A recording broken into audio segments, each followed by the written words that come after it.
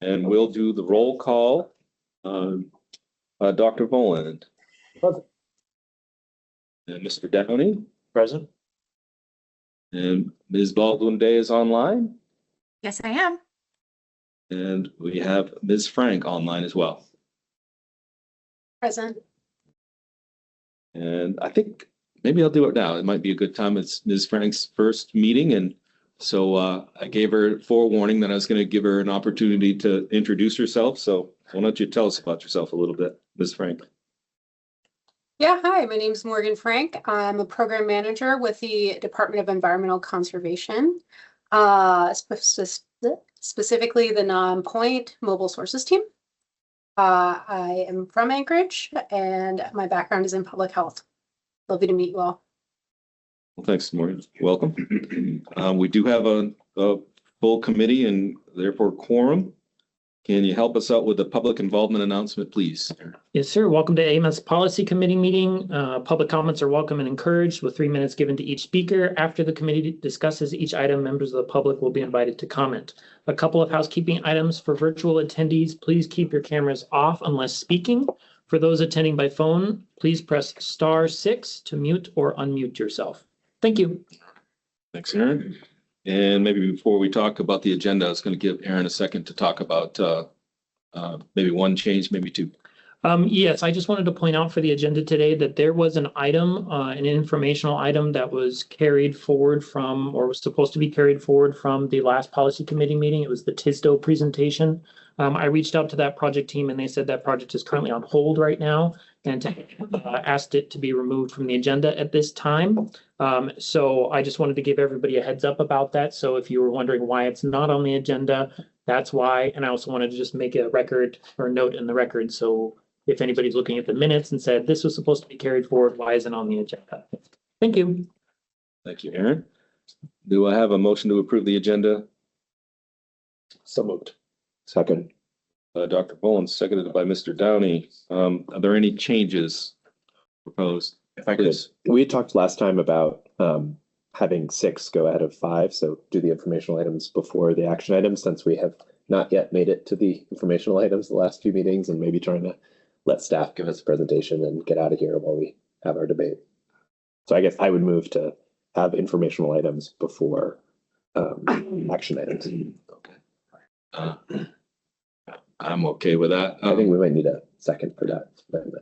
Yeah, I'll second. Yes, okay. Move to change.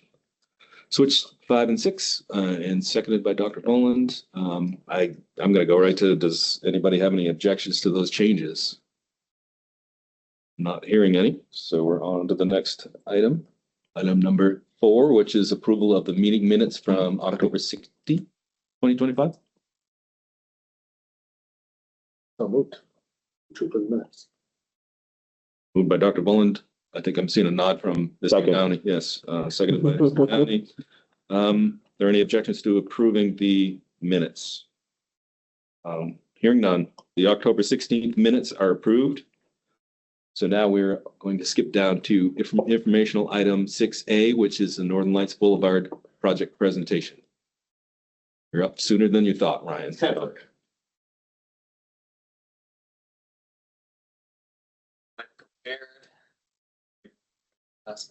Presentation on my phone.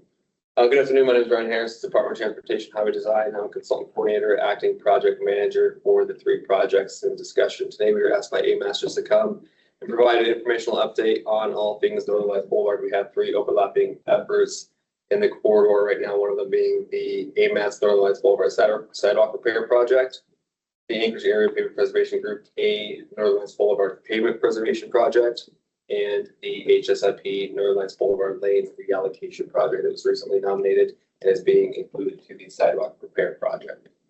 Okay, first slide, we have AMAS sidewalk repair project, just going through these 3 projects. In chronological order, this project is between Minnesota Drive and the Stewart Highway. It started up in 2021. The purpose was just to repair deteriorated sidewalks and curb ramps and address access control where needed. I think we consolidated, or we're proposing to consolidate in the existing plans about 20 driveways in the corridor. We reached 95% design to in 2023. So this is both the south and north side of the corridor between Minnesota and Seward Highway. While we were reaching our major design milestones, our 75%, 95% design reviews, the Northern Lights Boulevard pavement preservation was coming down the pipe. And I think we made a project decision to try to roll those two efforts out together, and the name would be efficiency. And sometime after that, the HSIP nomination was coming down the pipeline. And so the project team decided to phase the south side and north side projects into two different efforts, seeing that the north side was going to be impacted by the HSIP lane reallocation by at least a few years, and the south side, the right of way needs, the design for the south side would not be impacted. So we're proposing to move ahead and advertise that south side in 2026. And so the next slide is the Northern Lights Boulevard pavement preservation project. Again, this started up in 2023 as the sidewalk repair project was hitting its major design milestones. The purpose of this project was just to extend the service life of the road and restore back to good condition. So this overlapped the sidewalk repair project. This step goes from Forest Park Drive all the way down to Lake Otis. We are currently at 75% design review. We received that submittal from the design consultant this year. We have not distributed that submittal as we were waiting on the HSIP coordination effort needed prior to distributing that review, because there will be major design changes to the north side of the corridor due to the HSIP lane reallocation project, which leads us to our last slide, or our last project rather, the lane reallocation. So this goes from Lowest Drive down to Lake Otis Parkway. The nomination was approved earlier this year. The project scope is to remove the northern lane between Lowest Drive and Lake Otis Parkway and reallocate that existing right of way for non-motorized improvements.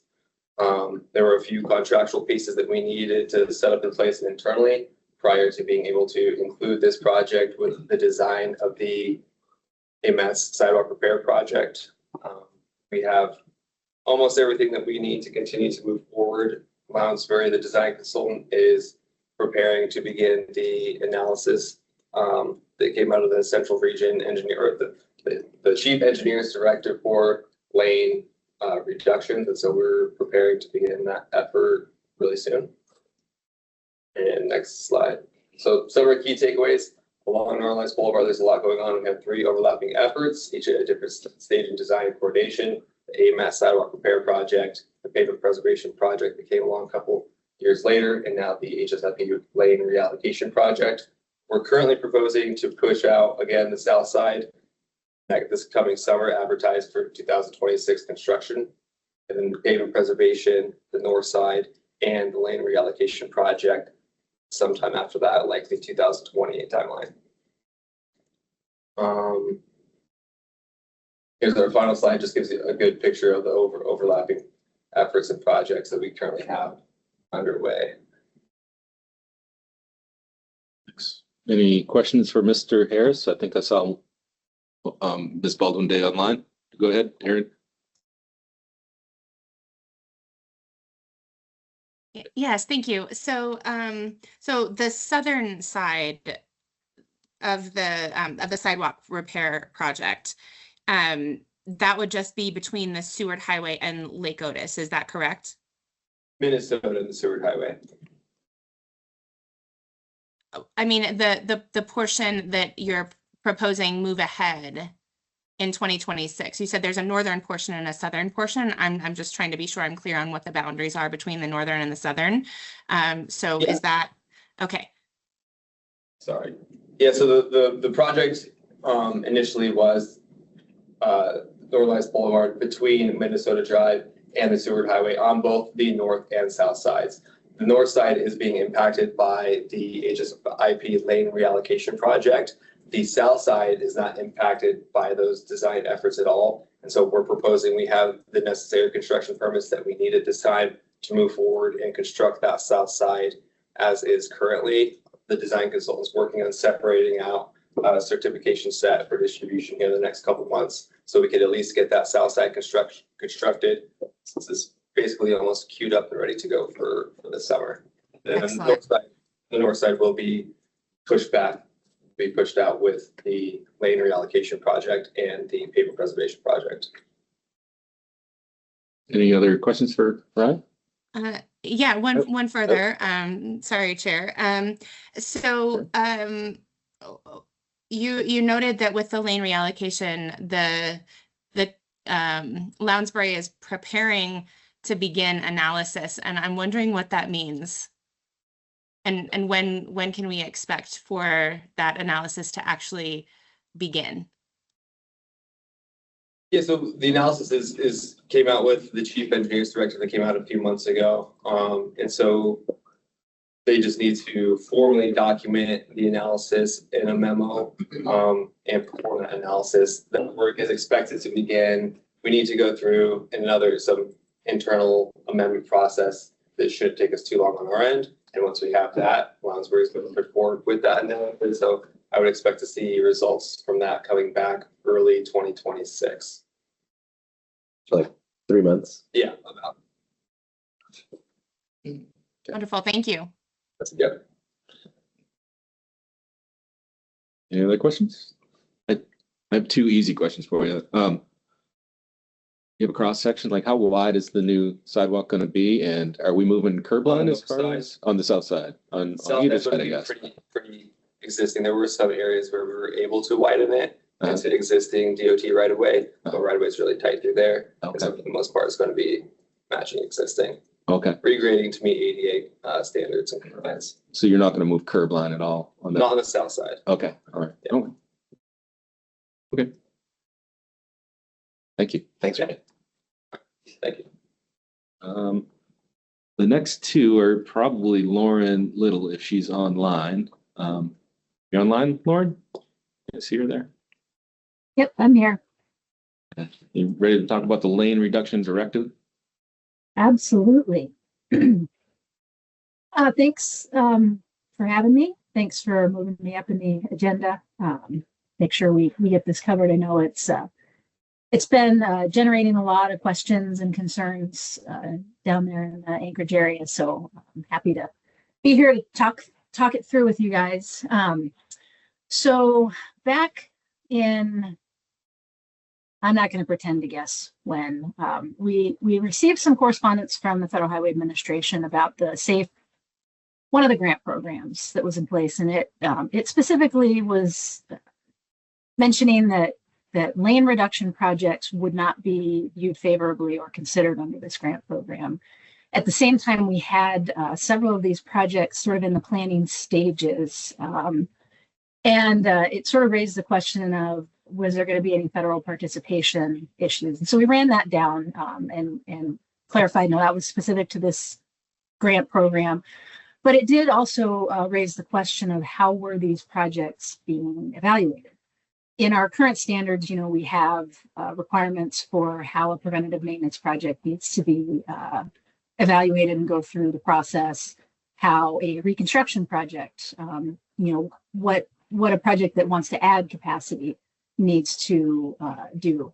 We didn't have really anything that addressed these lane reduction, road diet type projects. And so here in the northern region, we'd sort of had some experiences with these road diets in particular, and had a pretty good handle on the kinds of things that generated public controversy when you go to do these things. We had a project that I kid you not, an additional, 8 seconds of delay generated this enormous upswelling at fast planning meetings, borough meetings. And so the state traffic engineer and myself were kind of tasked with, like, let's make sure we have a consistent process for evaluating these projects. It sort of started as, were we going to make some policy calls? And we said, no, we don't need to go there. We really just need to make sure everybody's doing a consistent analysis of these projects and that we can answer the key questions we expect the public to ask us. What are the safety benefits? What are the maintenance benefits? What does this do to my, commute, my day-to-day commute? And so we put together this chief engineer's directive that has an outline of analysis requirements to go through before making a decision. Ultimately, before you select your preferred alternative, make sure you run through these and we can answer, these things that we would expect to hear. Commonly we hear is, well, if you do this, you're going to increase emergency response times.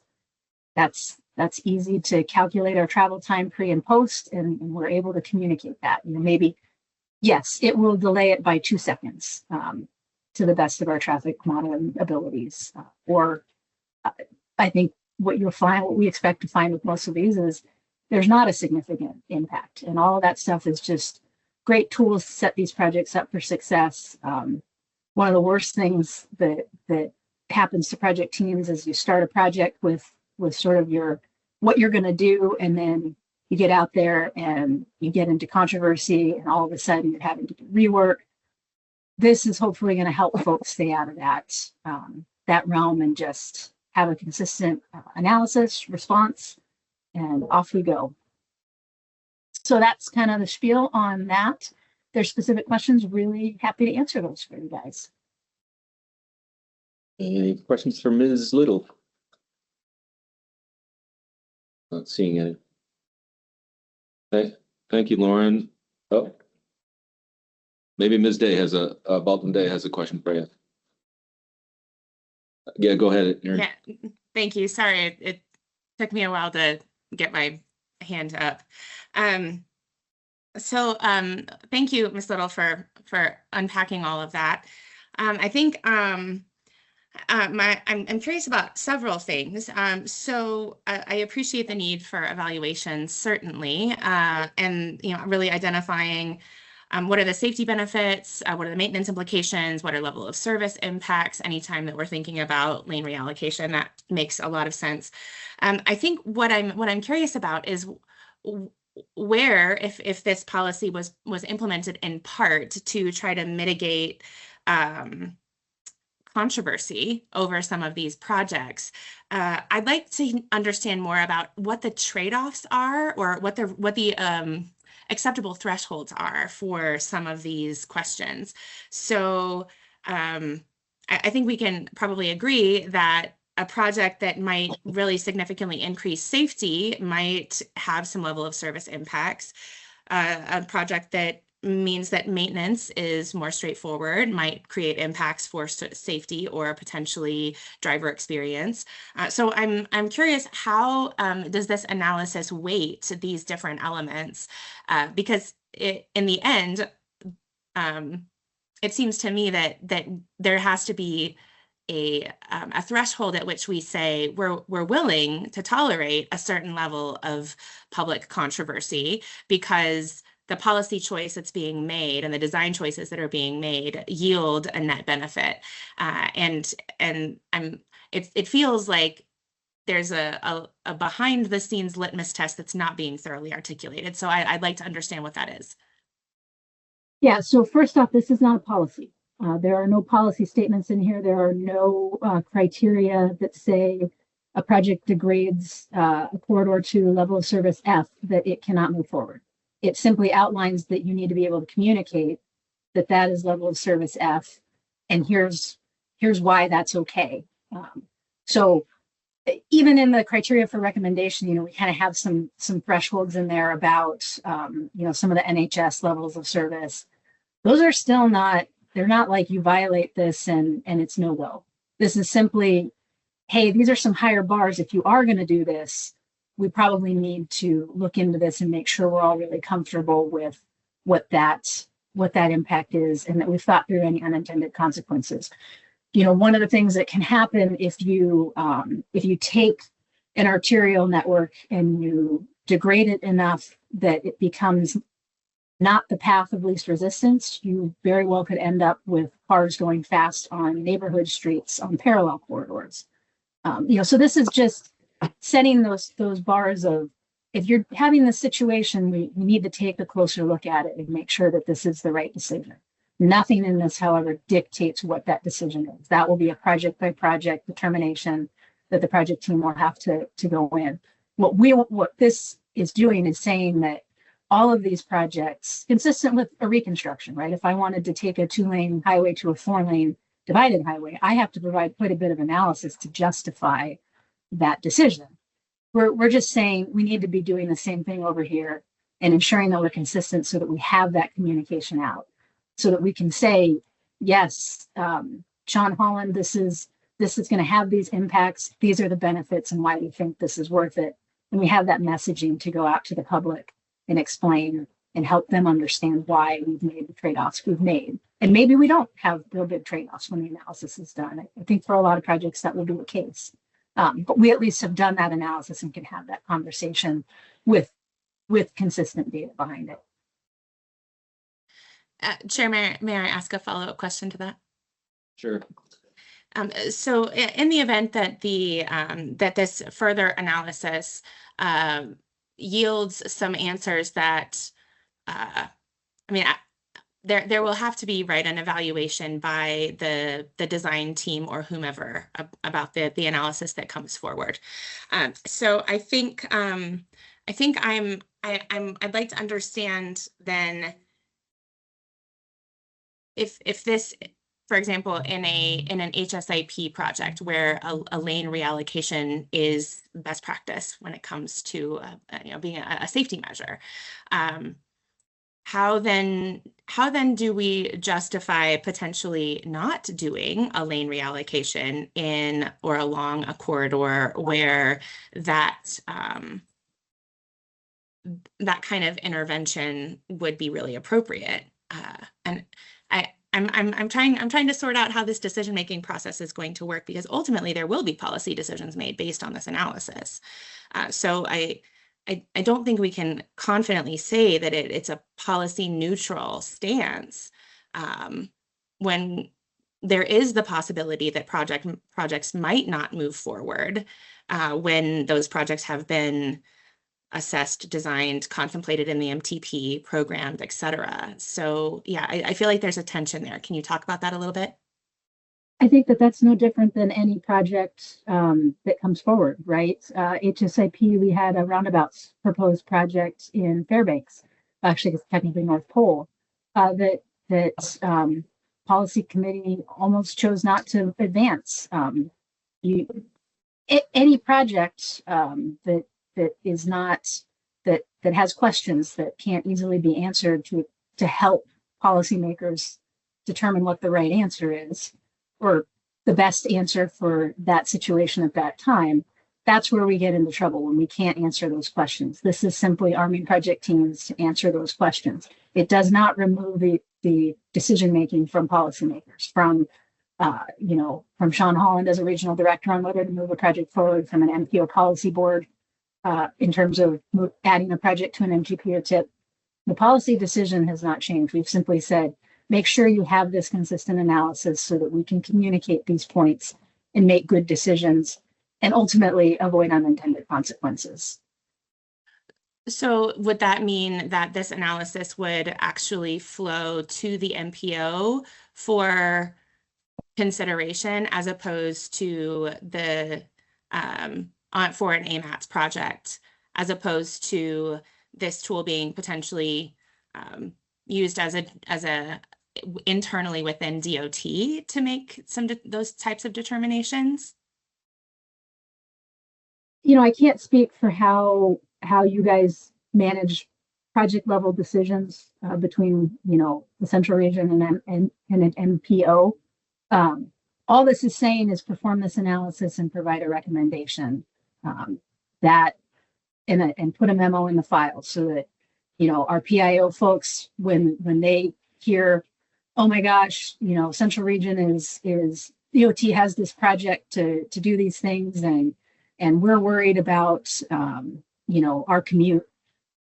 We've got the tools to say, yes, you're absolutely right. You are going to experience 10 seconds of delay, but here's the crash costs that we expect to save as a society. Here's the lives saved that we expect to save as a society. Whatever that conversation may be, here's the $1 million in snowplow savings because we can leave it in this buffer space. Whatever that conversation is, this arms everybody with the analysis to respond to those questions. It does not dictate a decision. It simply is do the analysis, provide a recommendation, put it in the file.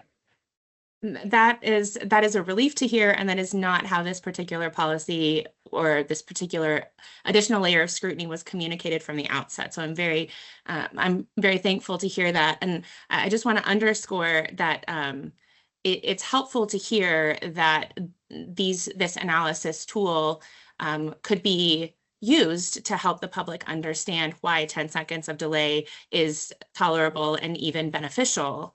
And I'm what I hope is true is that that project teams, that PIOs are proactive in communicating that messaging, that there are benefits to be reaped. So these recommendations, just to make sure I understand correctly, these recommendations will flow to where exactly?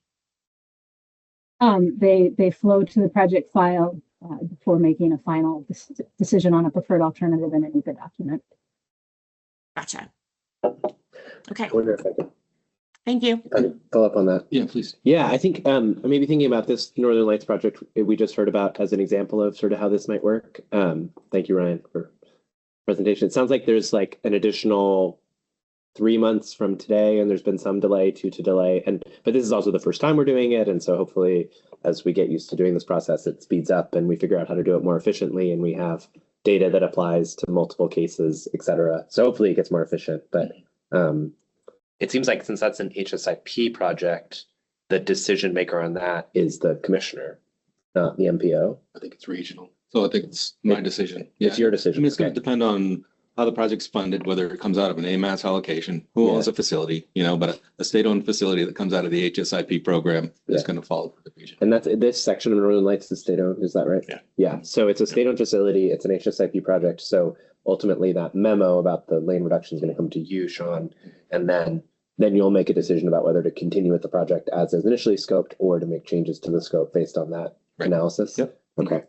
But for maybe hypothetically, I don't know, if there was a lane drop on a municipal-owned facility that was AMATS funded, or even just a state facility that was AMATS funded, then that memo would maybe come in before the project was, I guess there is sort of a sequencing question maybe we need to figure out with the next project, like when there's an AMATS project, just making sure the MPO is getting that analysis before you make the decision about whether to lane drop. Because I wouldn't want us to like make a decision about a lane drop, have this like couple months of public input and engagement, and then the MPO just be like, yeah, we were going to do a lane drop. We're ignoring all that analysis. We're ignoring all that public input. We wanted to do a lane drop, so we're going to do it. I just wouldn't want to have a disingenuous process that wastes time.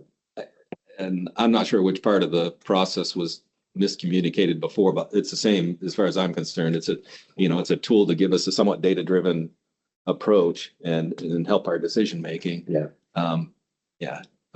And I think we have, Luke, 6 or 8 that are in process. And I think we just need to break the seal. We need to get one done and kind of figure out what the effort is. And I feel like once we get one done, they'll fall in place. Luke, you're in the DOT, Central Region Pre-Construction Engineer. My understanding is we have 4 different consultants, or 4 of these with different consultants working on analysis, and we have one in-house group working on the analysis too. So it should have some good examples here coming from this first batch. But then again, I think to your point, Graham, hopefully we're seeing the speed up here in the future. Yeah, great.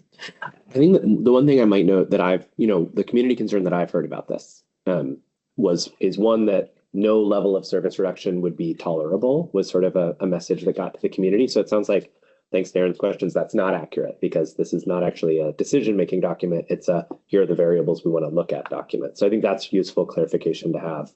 I think the other concern that I've heard is we know that lane reductions are a proven safety countermeasure. And so exposing them to the same level of analysis as adding lanes, which we have evidence induces traffic and produces greater safety dangers, feels like we're doing a little bit of status quo bias, and the status quo is right now not acceptable to the public. And so I think that's where there's some public frustration that I'm hearing, which is that we're treating the status quo as if it's okay and that the changes need to be justified, when actually we know there's an urgent need for change and the status quo is not functioning as we want it to function. And so I think that's just where I'm hearing some of that frustration, that we all share the goal of rapidly responding to the crisis of pedestrian safety in Anchorage. And so I think to the degree we're putting roadblocks in the way of that, I think that's where there's some frustration. Aaron has her hand up. Go ahead, Aaron. Yeah, thank you. I just so I just pulled up the directive itself, and I'm feeling a little bit of tension between what's been communicated here in the room and what's been communicated in black and white. So one of the so from the directive, in addition to the matrix, lane reductions and road diets will generally not be permitted on DOT owned or managed roads as follows. 1, on any arterial where level of service is predicted to be below level of service D in the design year after reasonable mitigation measures have been implemented in the analysis. And also there's another level of service provision on an NHS route. There's another on any corridor where signalized intersection delay in the design year is predicted to be level of service E or worse, and delay is increased by 10% or more in the proposed condition. And I think that doesn't sound like what I've heard articulated from Ms. Little. And Ms. Little's characterization is extremely positive and very reassuring. In fact, I think it makes perfect sense that we would want to have good answers for the public, but the directive itself does not read that way.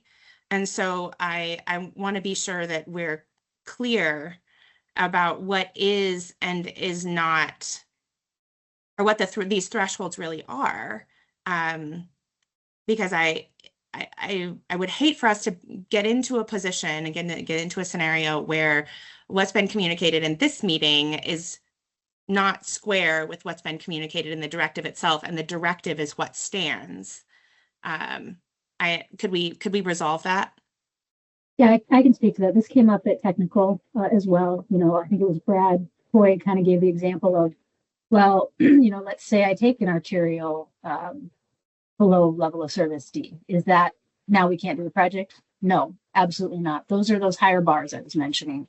If we're getting to those thresholds, we need to be really sure that we have solid reasoning that we can communicate out, because you start talking about increasing delay by 10% or more.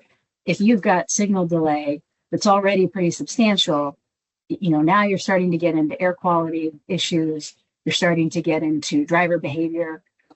These are just higher bars, right? If for some reason the analysis shows that these things are there, we need to look closer and be really confident in that final decision. It does not mean that we can't continue forward with those projects. You know, you could make the road level service F, like I said. It's just, if you're doing that, we just want to make sure that we all really went into it eyes wide open. That's why I say this is not a policy. This is an analysis requirement with some, hey, pay attention to these things.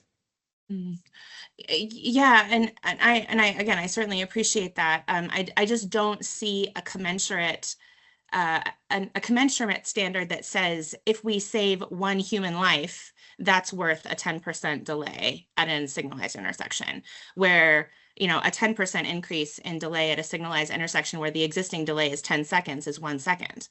So, you know, I feel like we don't have, I see the bar on level of service. I don't see a parallel standard that says this amount of safety improvement or this amount of maintenance savings are balancing the equation, as it were. The only thing we have in black and white, the only thing that's in writing anyway, is that lane reductions and road diets will generally not be permitted on DOT owned or managed roads in the following scenarios, irrespective of other benefits, which is the piece that I think makes, to be perfectly honest, makes me and other members of the community feel a little twitchy, because it doesn't necessarily articulate what you've shared verbally, that we are simply trying to have better answers for the community. That's not how the directive reads at all.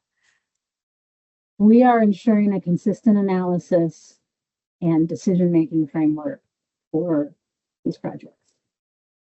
Again, we're not dictating an outcome. A 10% delay on a 1 minute would not trigger. You have to be already at a signalized intersection level of service or worse for that criteria to be involved. So we're talking about systems that are already crippled, and we're crippling them further, right?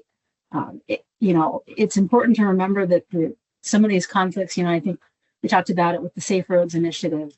Our arterials and our national highway system are being asked to serve a lot of users, a lot of needs.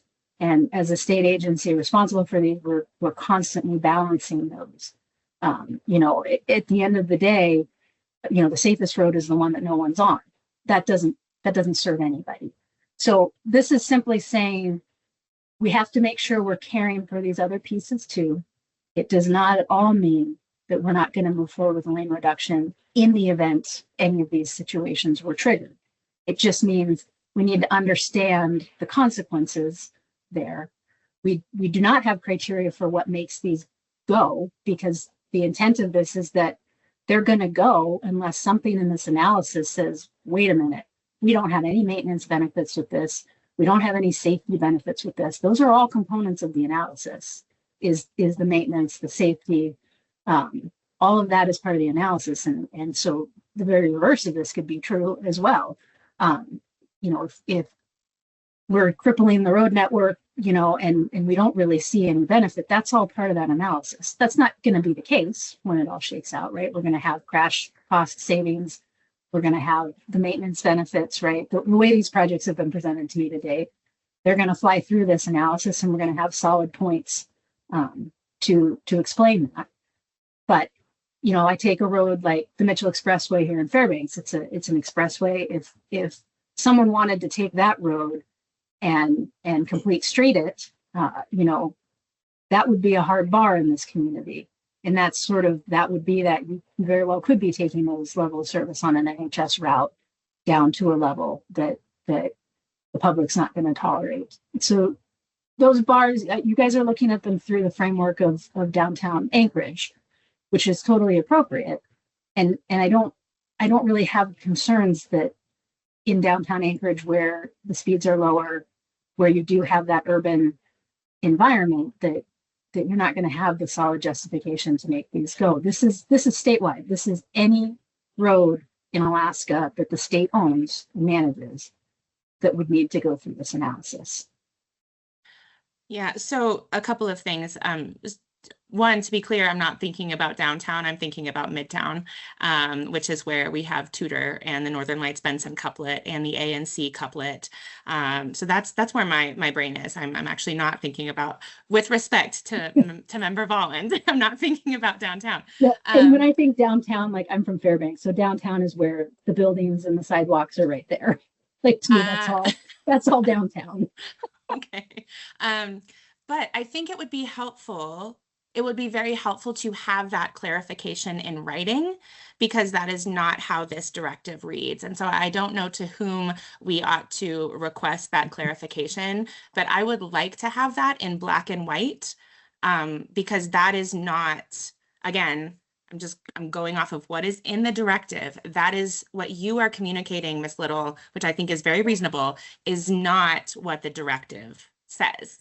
So having some further assurance in black and white from DOT, I think would go a long way towards mitigating public concern and really clarifying, here's what we're doing and here's why we're doing it. And I, in my reading anyway, in the plain reading of the directive, it does not square. So I don't know if that's something that the policy committee can request. I don't know what our choices are here, but I think that would be beneficial just for sake of clarity for everyone. And I think you're going to see this. Nobody's actually seen the analysis, right? You guys have the projects in mind and the analysis is ongoing. I think that reassurance is going to come when that analysis is complete. I think that's the piece where we're going to see, okay, this now we have these consistent answers and we have a solid project to move forward. I mean, maybe, but what we just talked about with Northern Lights says that the analysis is going to go to Director Holland, and Director Holland is going to have the authority to discontinue the project if it doesn't, again, the threshold for making that determination is still unclear. And that's a determination that will be made by, at least in this instance, the state DOT. So I don't actually think that there's a lot of reassurance to be had in just sort of seeing how this plays out, because there is an active project that is essentially on the line based on this policy, or based on this policy and this analysis. So again, I think having clarity in writing would be helpful. So I think it's important to remember that that's no different than any project. Any project that the state DOT has initiated and managed, it is ultimately at a regional director level. Any regional director could choose to rescope or cancel a project. So that aspect of these projects is no different than any other project that DOT has in the books. Maybe we should move on to any comments from the public. Not seeing any. I think I skipped that on Northern Lights, so you got off easy.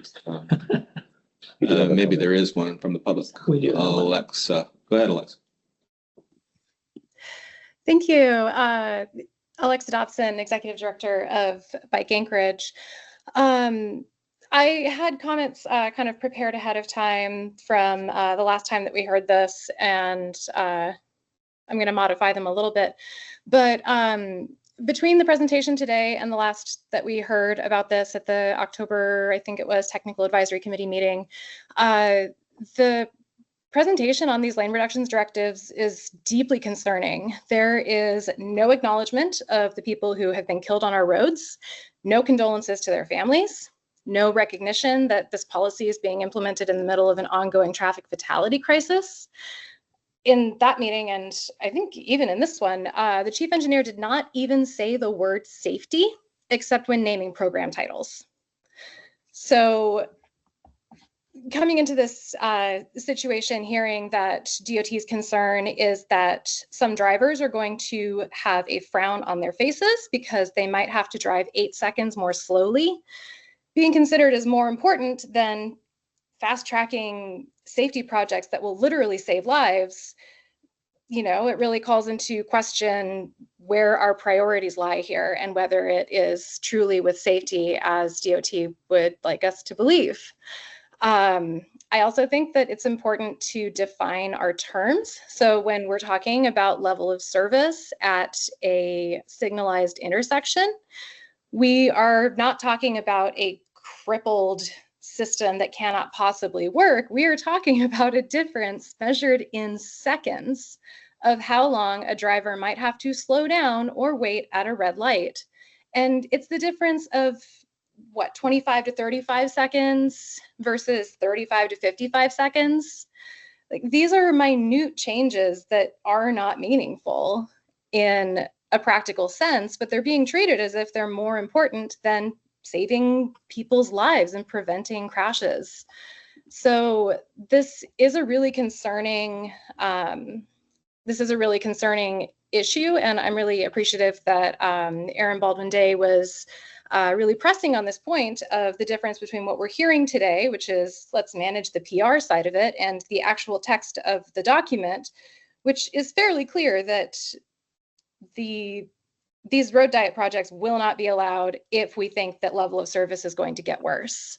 If that's not the case, then we should see a revision to that document, because otherwise I'm not sure that we have the trust that this is going to be implemented in a way that is sympathetic and understanding to people who are outside of the vehicle.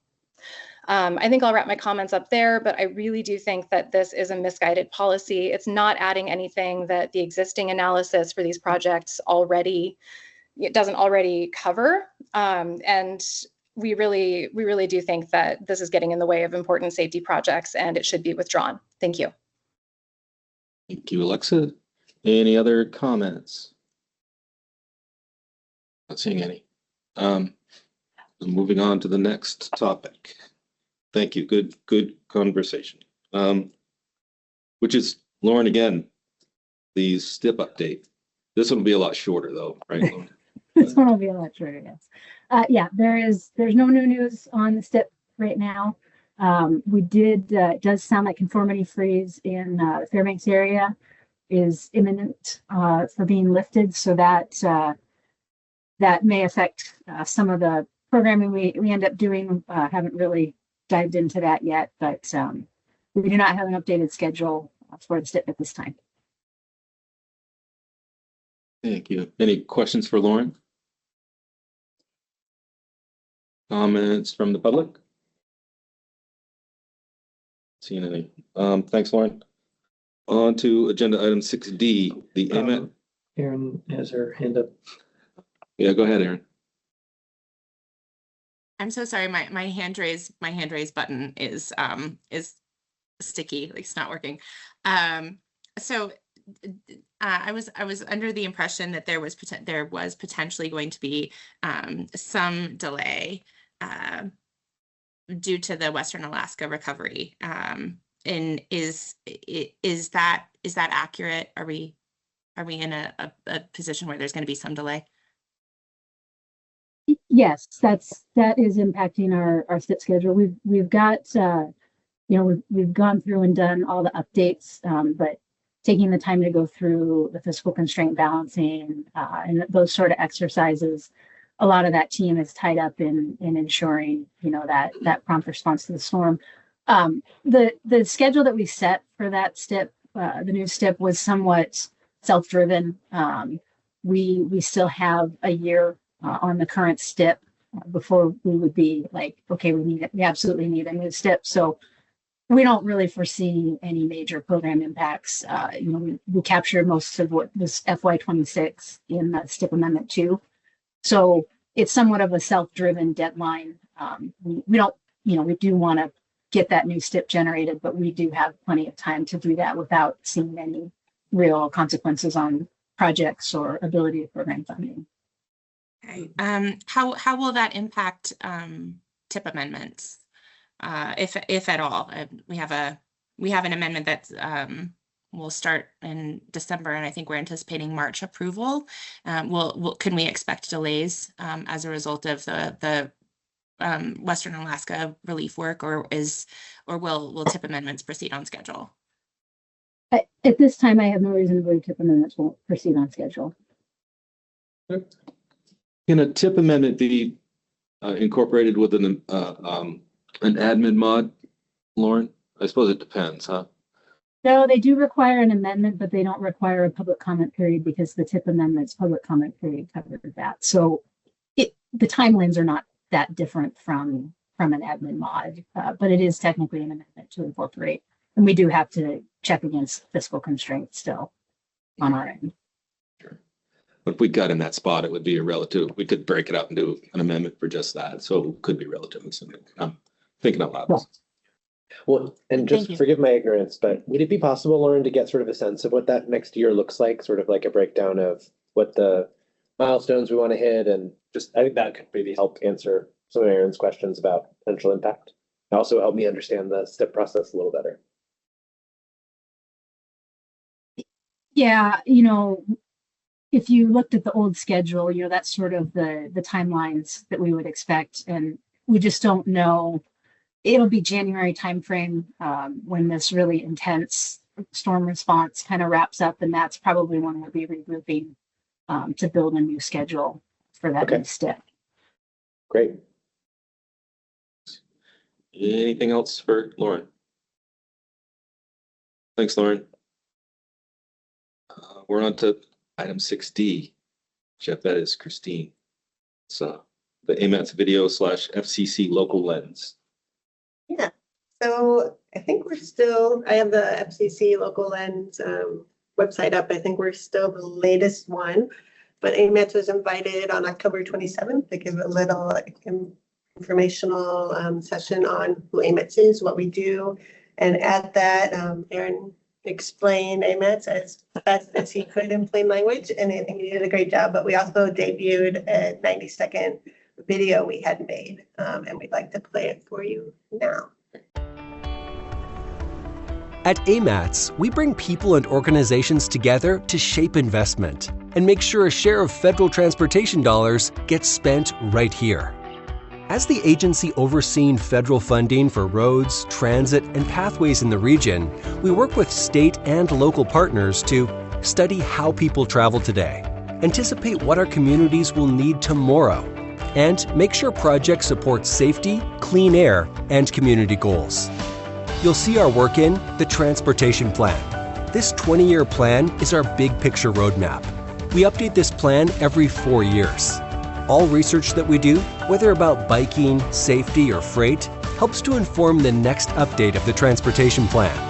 The 4-year funding program pulls projects directly out of that big picture roadmap and lists what gets built or fixed next.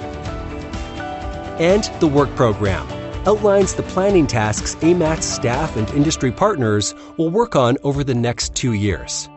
These plans guide transportation planning in the region, but AMATS needs you. Get involved by attending AMATS committee meetings, signing up for email or text updates, sharing with your community council what transportation projects are needed in your neighborhood. Get started today. Thanks, Christine. Anybody have any questions? Any public comments? Well, thank you. Thank you very much. To the next is project status report, item 6E. I'll quickly go over it. So this is just the next update for the project status report. So this is for project updates through September 30th of 2025. So James did all the work to update this and is providing it to you today. One thing I'll capture that I missed at the TAC is James added a nice section in here about completed project milestones. So if you're going through here, you can see kind of some of the work that's being done and where the project is at in terms of the phasing and what has been completed to date. So I think that helps to address some of the comments that the committee has asked for just a little more information on this document. So if there are other things that you see that you would like to have included, just let us know and we can work with James on that. James, if you have any other comments, go ahead and speak up. Okay. That's all I have. Thank you. Any questions for Aaron from the committee? Thank you. I'm not seeing any comments from the public. I'm not seeing any. I'm going to skip back to the last informational item. Where is that video going to be shown? Is that going to show up on? It is on our main webpage. If you click, you're on just AMAT's main webpage. If you click this little thing, it'll play. Does that going to make it to outside media at all, or is it just posted here? Or? No, we'll advertise it, and we've had it translated into 5 languages. We're going to make a 6th, so we'll shoot out blasts and let everybody know it exists. Oh, great. Apologies if you mentioned that already.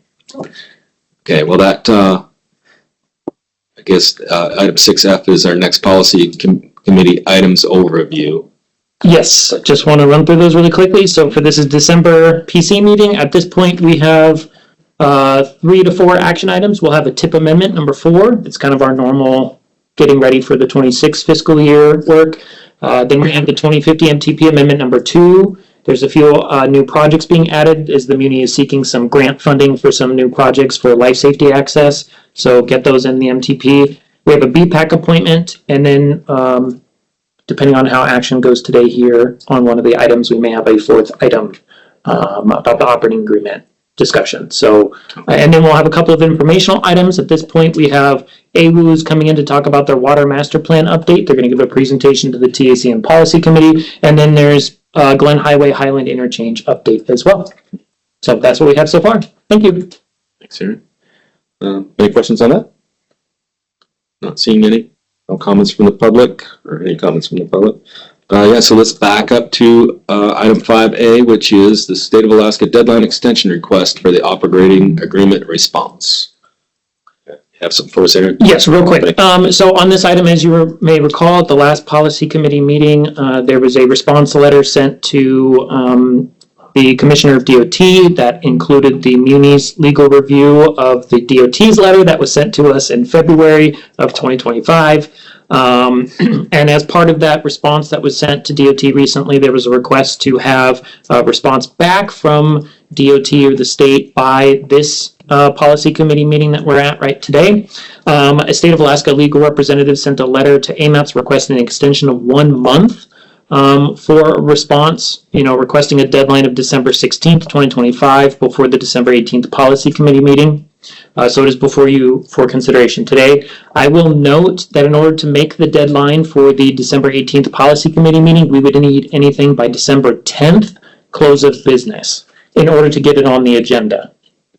So I noted, I just wanted to get that out there so everybody was aware. If we received it on the 16th, we wouldn't be able to post it until January's agenda. I'll pass that on to Eve. I'm sure she can take that. So. Okay. And so this is before you guys to review and decide what you would like to do with it. Okay. Thank you. Thank you. Any questions or comments from the committee? Do we need a motion of some kind? No, we have questions or comments first. Yep.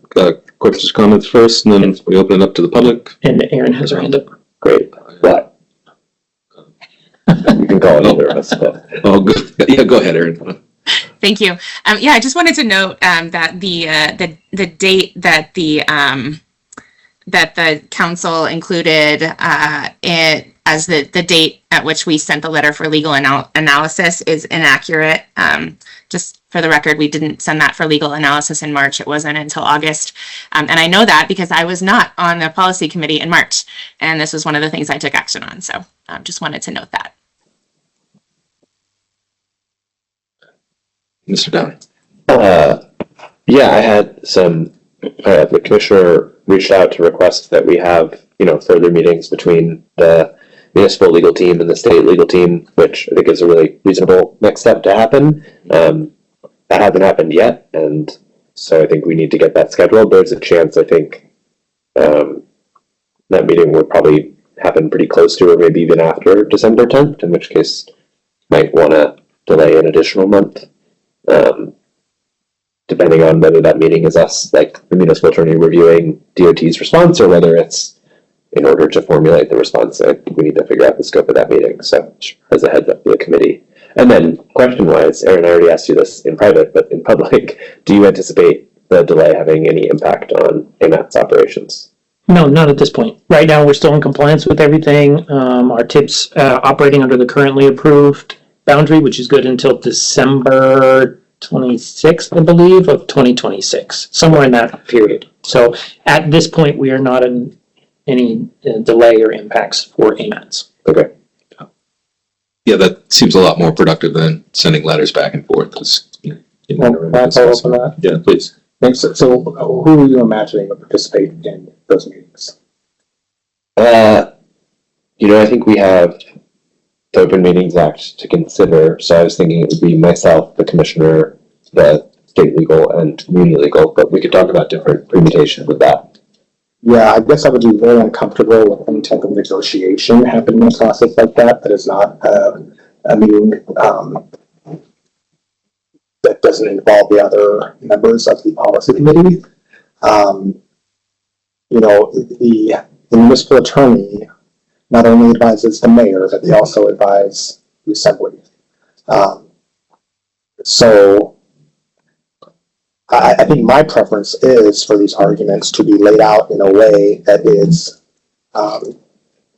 certainly, I think on the front end, we have to consider attorney-client privilege, but when it comes to the analysis or any changes that we're going to make to our operating agreement or the way that we function as a body, that stuff needs to at some point be in the public. And I don't think it's appropriate for two members of the policy committee to be having negotiations behind closed doors without the participation of the full body.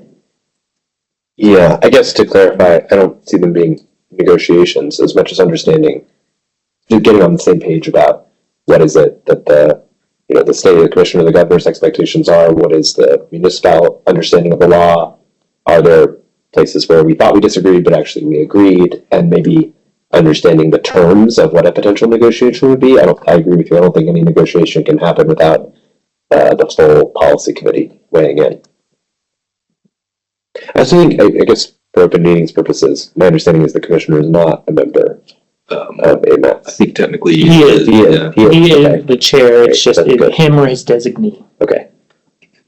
Got it. That's good clarification.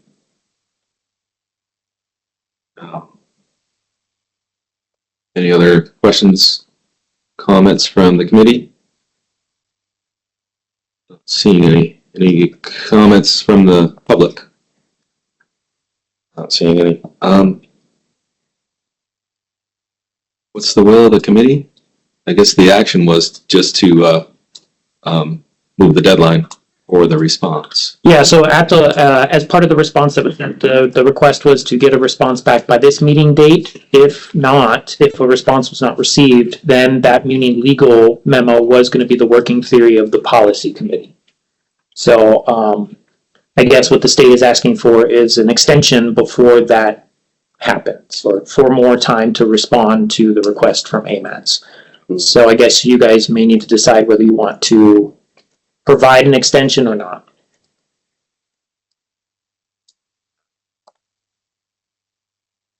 Do we have a motion? No, but I'm happy to. Do we need to go to the public on this at all? I thought I did. Maybe I Or didn't. did you? But- He did. Yeah. Okay, perfect. Yeah, he did ask for the public. I don't have a motion, but I would like to recognize. Does that work? Yeah. Okay, I think so. Well, I mean, I'm happy to make a motion then. I guess I would make the motion to affirm the action that was already taken by this body at our previous meeting, that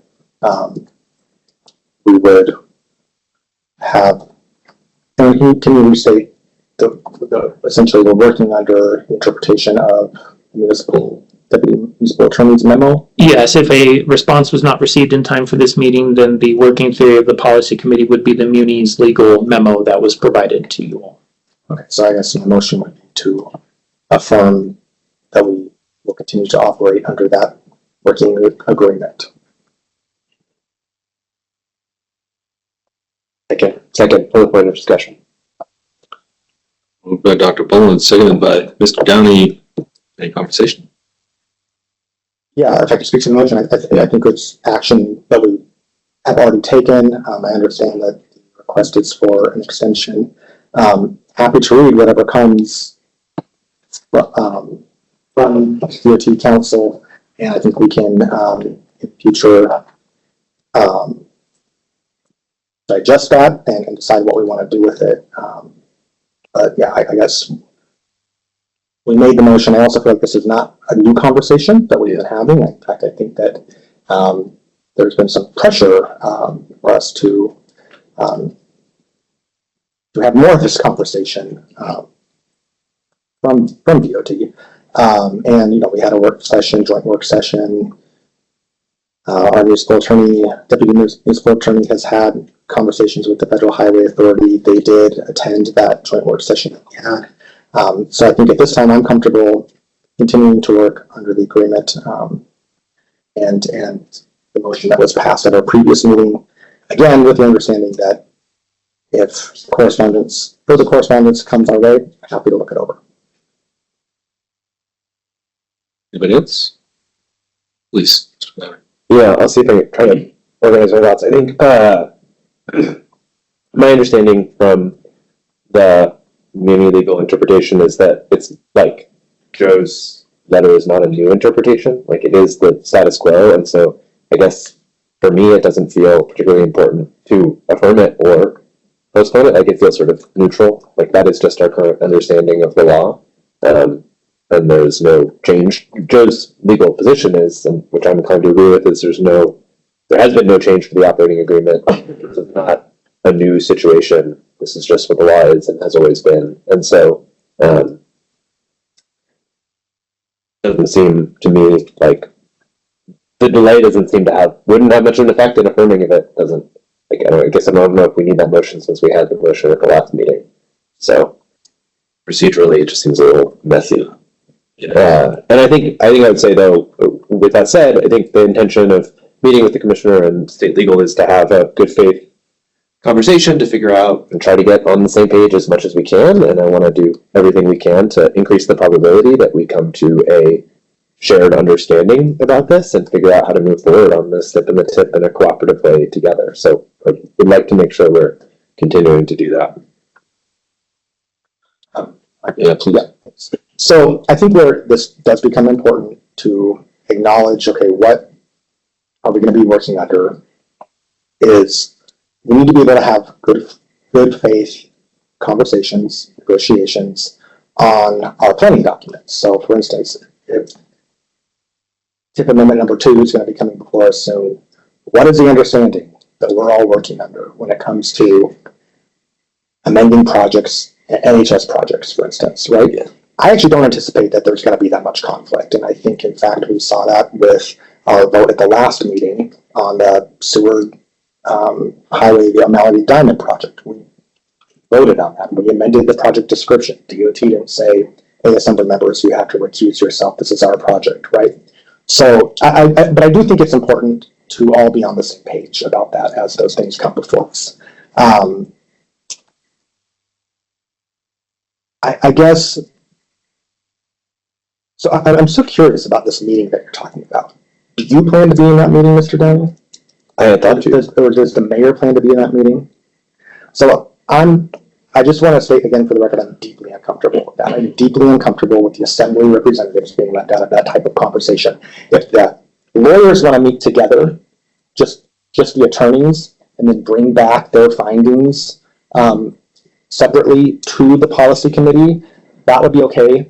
But I do not think it's appropriate for the mayor and for the central region director of DOT to be having these types of private conversations with something this big. And I just want to state that for the record.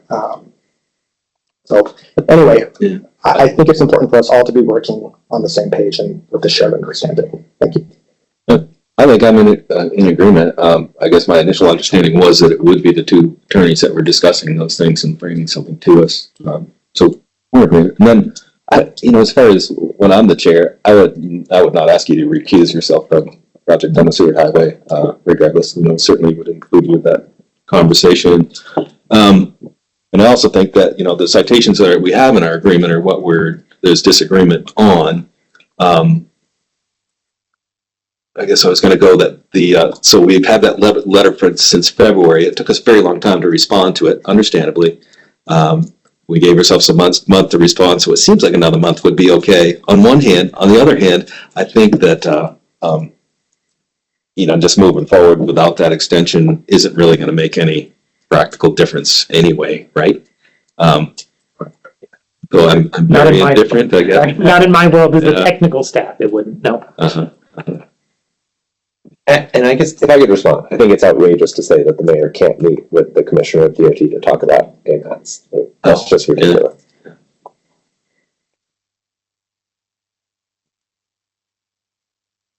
I'm gonna hop in here. I had my hand up and I'm just gonna insert myself. Do we need to take action on this item? No. Yeah, I'm happy to withdraw my motion. Okay, as long as we're all on the same page that the previous motion stands. Yeah, how do we memorialize that? I don't think we have to. Okay, good. Just this discussion at the meeting today. I just didn't want to be the one to. Yeah. I can't make that decision for you guys, so we wanted to make sure to have this. Okay, with you guys. Good. Sure. Yeah. I mean, I think we've already articulated the position of the policy committee, and I think that stands, and we have received this communication and will move forward on whatever timetable emerges for the follow-up. That at least that's my 2 cents. Okay. Thanks. I think we're going to move on to item 5B. Captures. 5B. Did we? The motion was withdrawn. Withdrawn. There's no other motion. Just fails. Okay. Sorry, just need to make a note on that. Motion.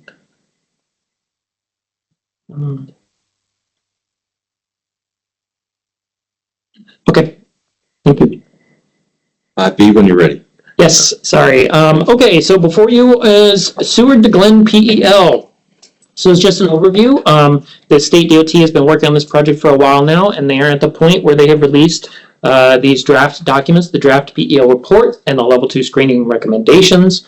They're in a public comment period right now, and staff wanted to bring this before the technical advisory committee and the policy committee to see if either groups had comments that they would like to submit to the project team. Staff did submit comments on this earlier in the month, and those are provided as well, so you can review them. The Technical Advisory Committee had a very robust discussion on this. As you can see from the memo we provided for this, there are a lot of discussion points. We provided all of the discussion points that we could capture for your review, but there were 6 of them that the Technical Advisory Committee really focused on that they asked to be brought to the Policy Committee for consideration. And I'll go through those 6 real quick. The first is the designation of interstate versus NHS, what that means, and kind of needing some more information. You know, are there differences between the two? Are there requirements for the two that are different? What does that all mean in the grand scheme of things? Next, the project team should reflect the loss of housing and zoning capacity. I think there were some discussions about how much is going to be lost with this parkway alternative, and just wanting some more clarification on that as part of the project. The idea came up about can we have a discontinuous interstate in the urban core of Anchorage? So, for example, can the interstate stop at certain points and not go through the Fairview area? It was, is that possible? Then there was discussion about the overall cost of the project in the context of other projects in the Anchorage area. How can this project be paid for as we move forward in light of other things that are going on that are quite expensive as well? Some concerns were raised about the kind of additional disconnection of the neighborhood, that you're really just moving the disconnection from the Inver-Gamble area over to the 15th area with the recessed parkway. And then revisiting the model for vehicular traffic assumptions. Some of the discussion came out about, how much is being, or what is the increase in population projections? What is the amount of traffic shown on the parkway alternative? Things like that. So I'm having some more discussion on that.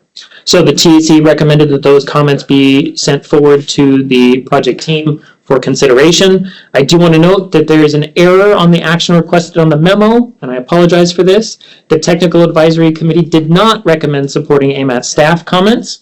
What they did recommend is supporting AMAT staff in sending the staff comments to the project team. The action requested right now says support the comments AMAT staff sent. So there was a little bit of an error in the wording there, and I apologize for that. And they also asked that the Policy Committee consider the TAC comments in addition. That's all I have for you. Thank you. Thanks. Question or comments from the committee?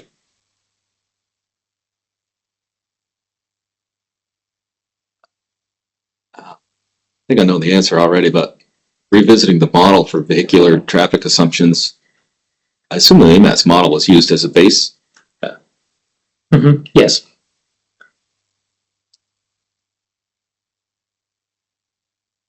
Any other comments or questions? I'll move to the public. It surprises me a little bit, but I'll move to the public. Any comments from the public? We do have one. Alexa, please. Thank you, Alexa Dobson, with Executive Director of Bike Anchorage. So I want to start by thanking AMAT staff for their excellent and detailed analysis of the Seward Glen Pell. They did identify some serious errors and omissions that make the report unacceptable in its current form. And if the report is to move forward at all, I asked the Policy Committee to ensure that every one of those issues is corrected first. From Bike Anchorage's perspective, the Pell is really a disappointment. The project had real potential to align our major transportation investments with safety and livability and long-term affordability, but it ultimately has become another exercise in promoting car-centric development that makes our city more dangerous and less affordable for decades to come. And the benefit we get out of it is shaving a few minutes off Valley commuters' drive time. One of the clearest failures is the traffic diversion modeling that's used to justify the Fairview bypass concept, which essentially creates a new highway cut through Fairview at 15th Avenue instead of using Gamble and Ingra. The modeling claims that without turning 15th Avenue into a highway connector, there would be unacceptable amounts of traffic diverted to surrounding roads, but the projections are plainly inflated. They show traffic counts doubling or tripling over the next 25 years, even as our population declines. When you compare these projections to DOT's own data, the disconnect becomes impossible to defend. A Street, north of 15th Avenue, is projected at 28,600 vehicles per day in 2050, but the actual counts in 2023 were just 11,000. Burgaw, south of DeBar, is projected at 35,000 vehicles a day in 2050. Actual volumes in 2023 were 15,000. The report never shows that any of these supposed diversions would actually push other roads over capacity, and at the end of the day, the Fairview bypass is still a highway being cut through the Fairview neighborhood. It's just in a different place than it is today.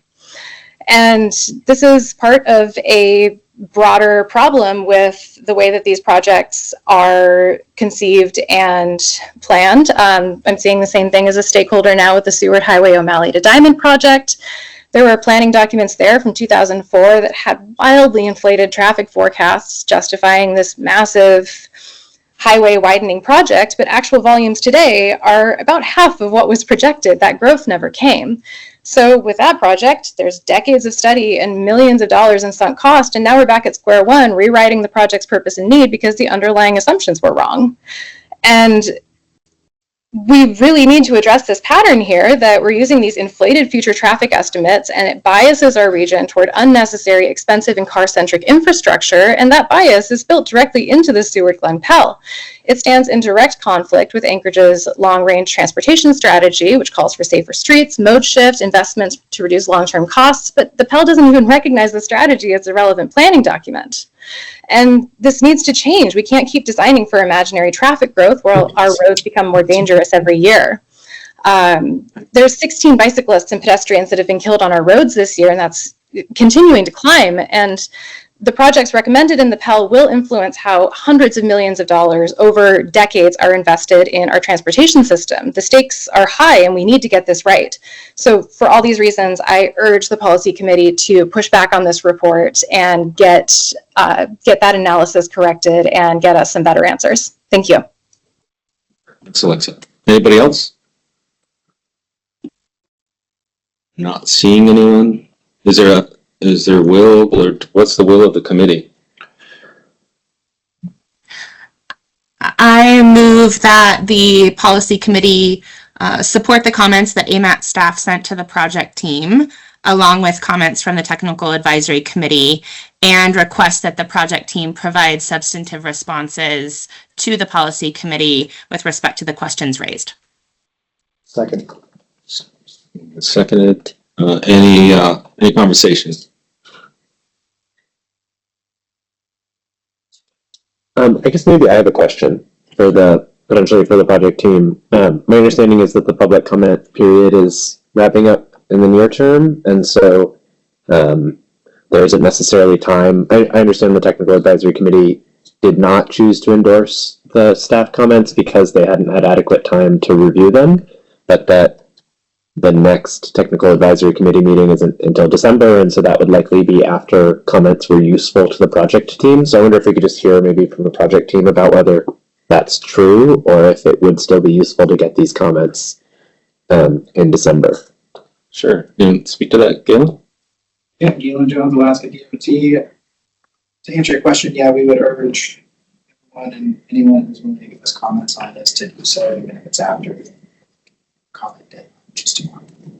Okay, and that, but in December would still be. I'm sorry, Galen. Could you say that again and maybe more speak up or be a little closer to the owl? It's hard to hear online.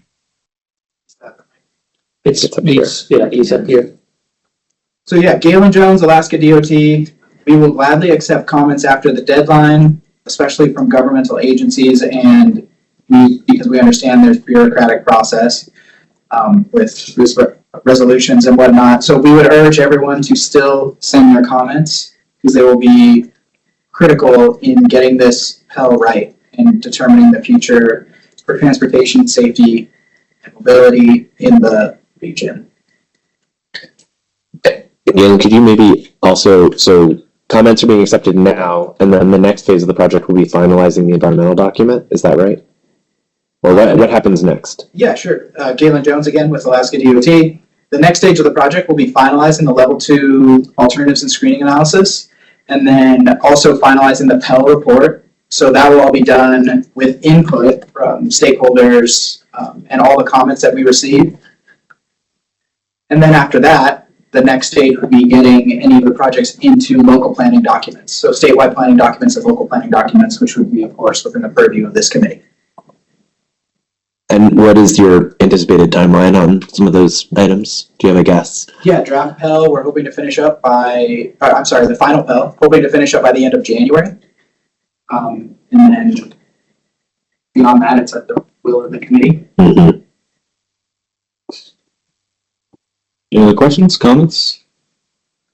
My thoughts are that I would not vote for the policy committee to support the comments. Certainly would, the project team's already seen the comments, so I was going to say certainly would support sharing those comments with the project team, and I might even recommend a working session with the TAC to work through some of those comments. I know that Galen's group has worked on a response that's still in a draft form.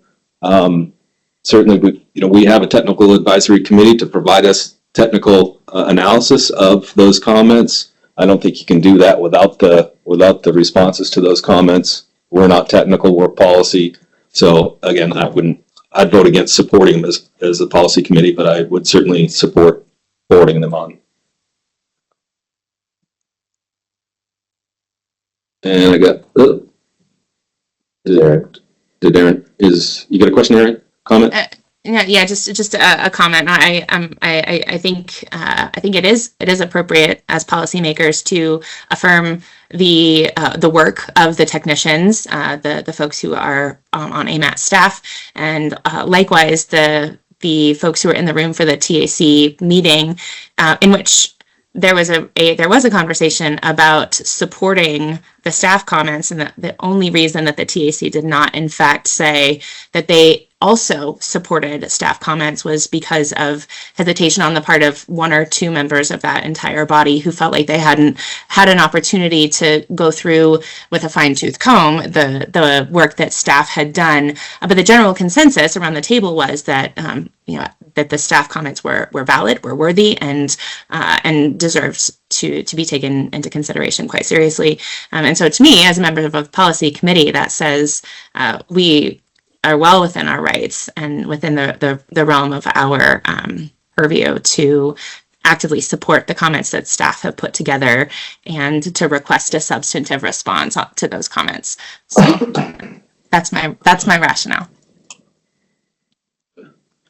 Yeah.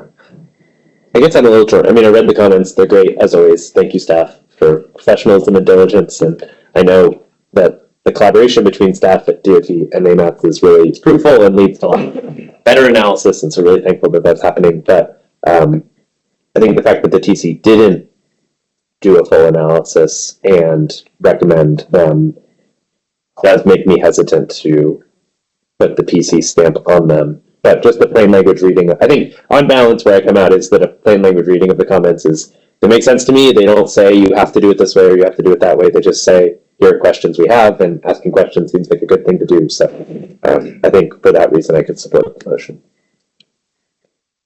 Yeah, and I'm not passionate about it either way. I just, I think without the responses to the comments, I think that the policy committee is seeing half of the information. So, so I'll vote against it. But there's no more comments. We can open it up for a roll call vote. Yeah. So how do you vote, Ms. Baldwin-Day?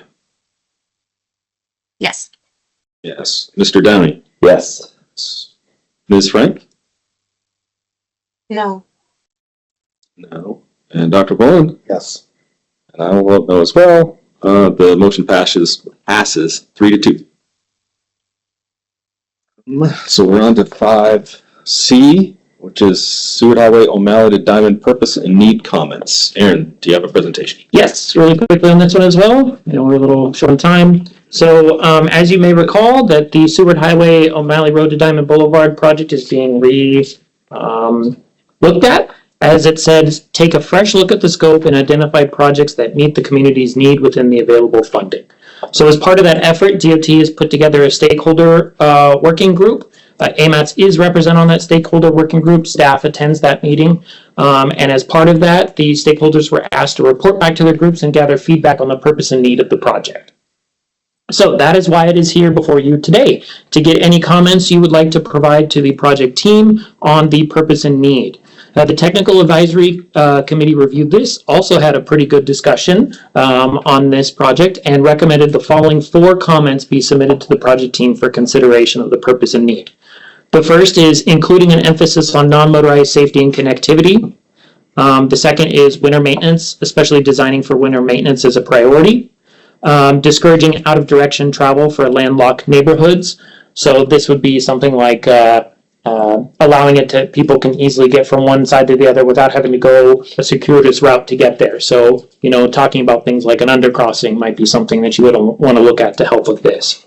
And discouraging regional cut-through for motorized travel. This was recognized that if you're discouraging out-of-direction travel, that could also encourage people who do cut-through traffic. So you need to look at helping to mitigate that where possible. So that's what the Technical Advisory Committee recommended. Staff's brought it forward for you and is also recommending for the Policy Committee review the 4 items recommended by the TAC and submit them to the project team for consideration as part of the purpose and need. Thank you. Thanks, Aaron. Any comments or questions from the committee? Dr. Rowland, please. So I think that in some previous discussion of this project, we were told that we didn't know if the purpose and need was actually going to be reevaluated. So can we get that on the record? Is the purpose and need going to be reevaluated for this project? Sounds like it. If they're asking for input, do you know, Luke? So Luke Boland, DOT, Central Region Pre-Construction Engineer. I wasn't at the initial stakeholder meeting. I'm planning to go to the coming ones at the beginning of December. I think, Aaron, you were at the meeting, and I think you said that the purpose and need was up for discussion at that meeting. Yeah, I was just seeing if somebody from DOT wanted to speak up on it. That's kind of what I'm asking for. Happy to take Aaron's word for it. Ryan was potentially there. Yeah, Ryan Harris, DOT. I'm associated project and consult coordination role. Yeah, so the next advisory committee meeting being held on December 4th, we will be taking a look at drafting some purpose and need statements. So what does that kick off then? If we come up with a new purpose and need, is that a new environmental analysis, or walk me through what the steps are going to be as part of this new process? Yeah, it'd be a reevaluation of the document, which we're required to do. Well, we're changing scope, but we're required to do that periodically, certain milestones throughout the project. But yeah, it's a reevaluation of the document. I don't even know. Isn't it EA is an environmental assessment, Ryan, or do you know? It is. Yeah, it's the long one. It's 36 to Rabbit Creek, I believe. Yeah. Depending on how much the scope changes. Yeah. Okay.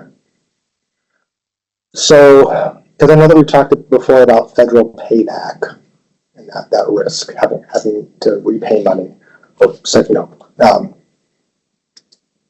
money back to the feds if the project isn't completed. And I guess I'm just fuzzy on, is it,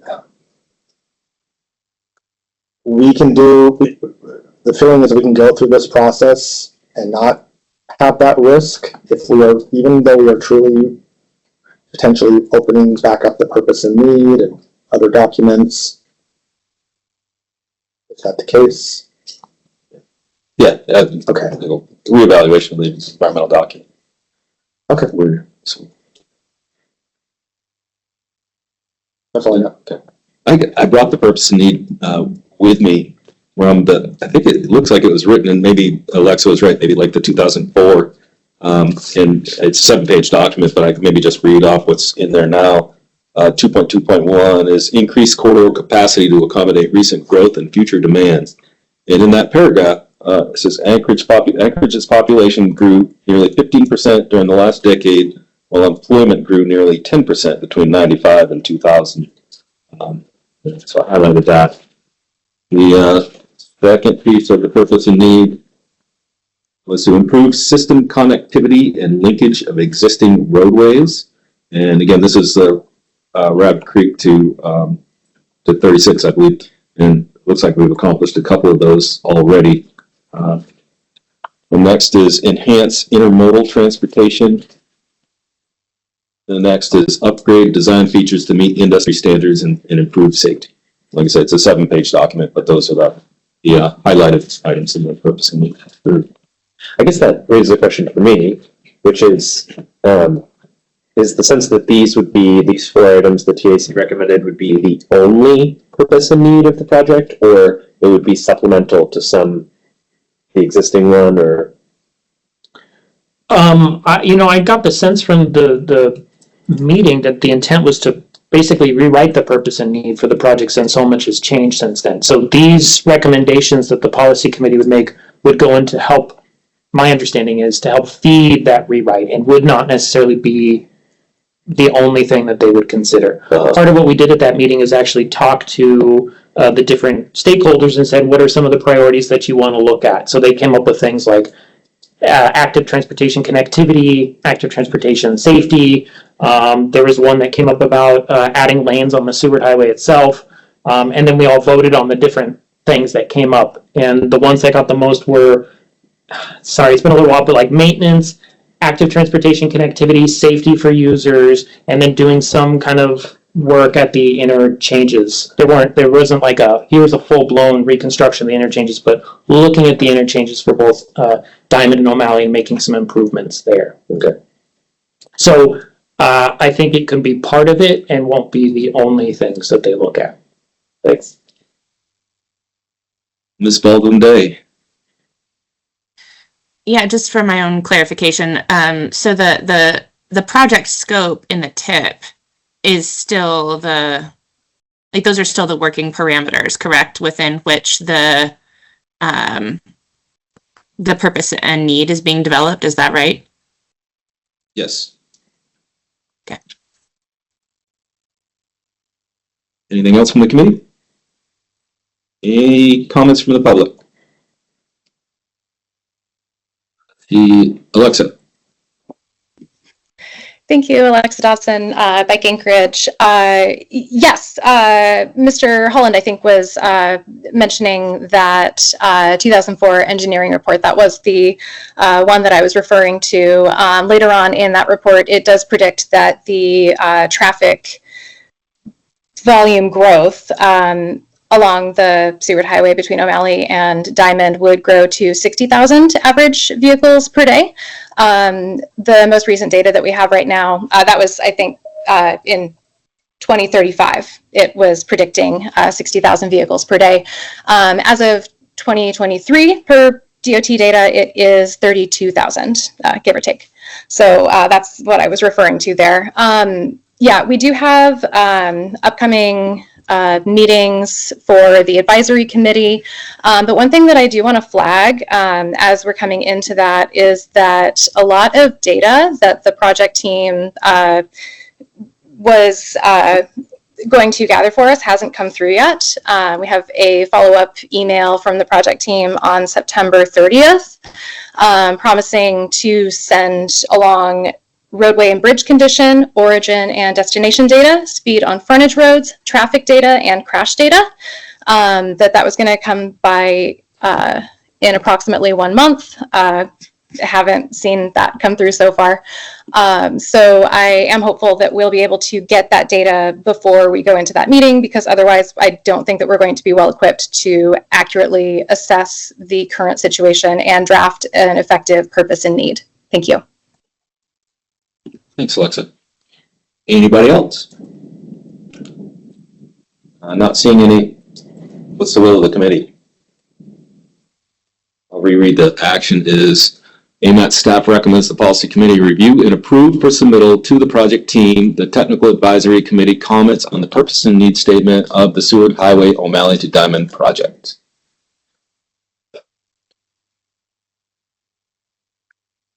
So moved.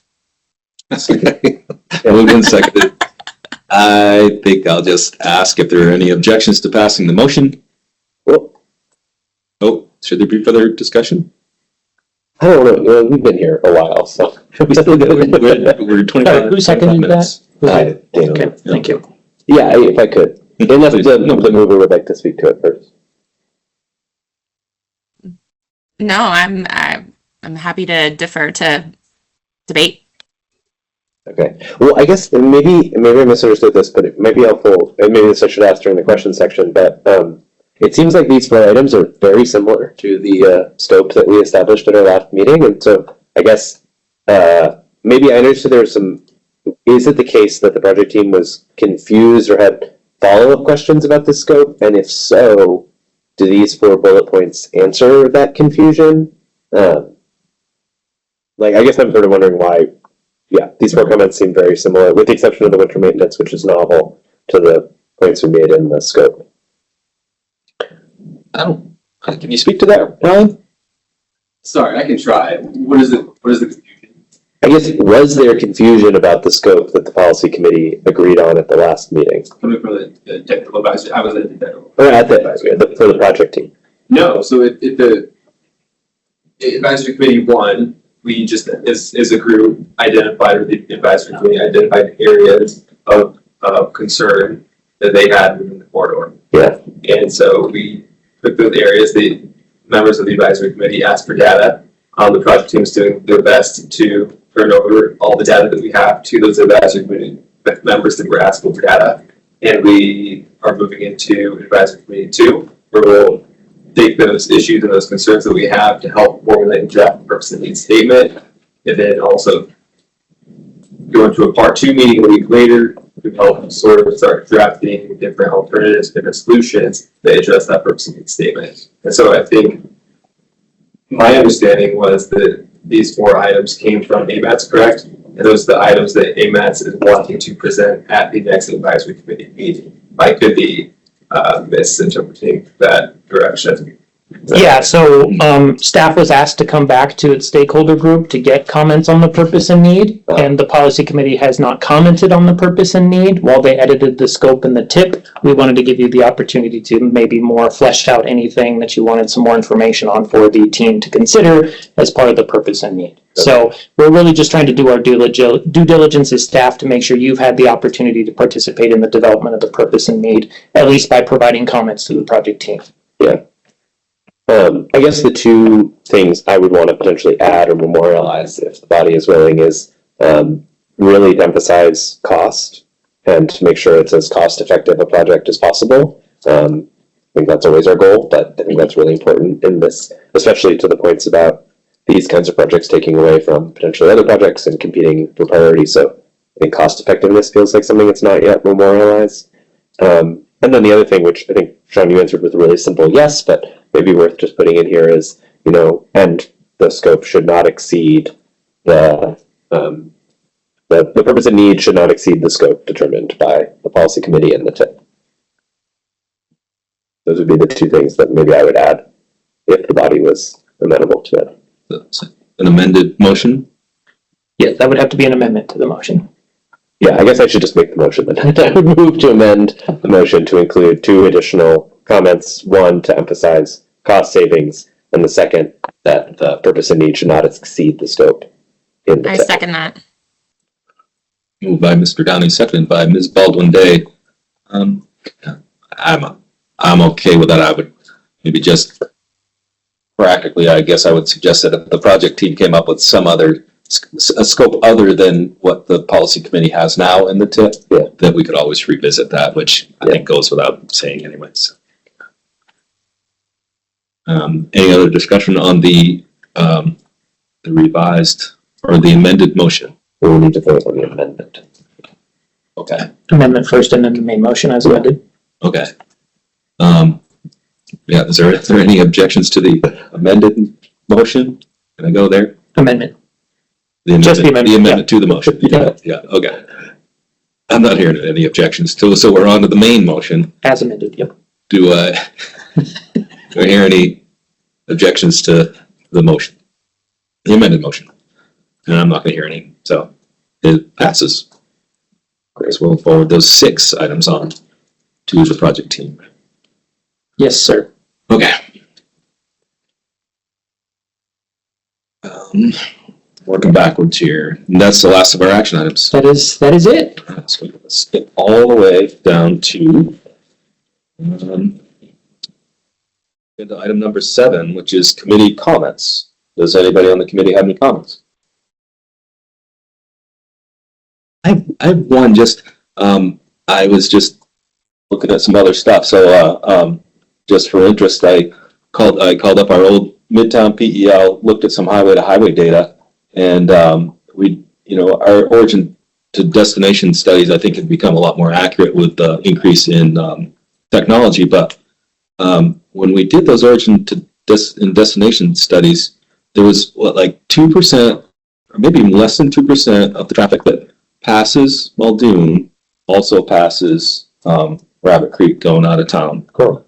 And then for Midtown, and I didn't get to that in the H2H data, but for Midtown, we were dependent on the peak. AM peak was a little heavier, but I think like 30 to 35% of the traffic passed through Midtown.